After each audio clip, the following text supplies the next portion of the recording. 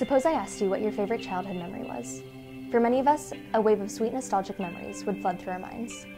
These are the joyous memories and experiences that colored our own upbringings and made such a lasting impact in our own lives.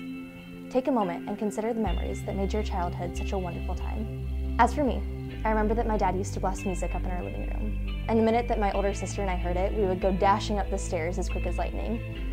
I remember we would just spend hours running around endlessly in circles and just dancing the afternoon away with my dad.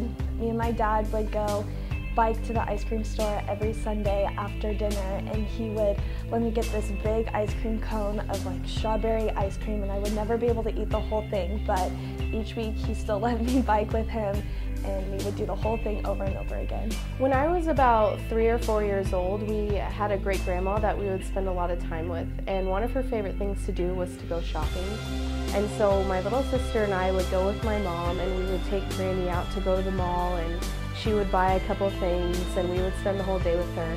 And at the end of the day, if we were good and behaved and walked around the stores without whining, we would get a Mrs. Fields cookie. And I remember my little sister would always get an M&M cookie and I would always get a sugar cookie. When I was in elementary school, my mom used to travel a lot, and on the Fridays when she would get home from being out of town, she used to bring me and my friends lunch at school, and my friends always thought she was the coolest. My favorite childhood memory would have to be when I was about 5 or 6. My mom and I went to Crazy Horse in Black Hills in South Dakota with my grandma and grandpa, and we climbed Crazy Horse, and when I was done I got a medal. Since I was only like 5, I thought that was a big deal. It was like one of my very first medals I ever got. When I think of my childhood, I think of the times when my parents and I and my sister would go to my grandma's house.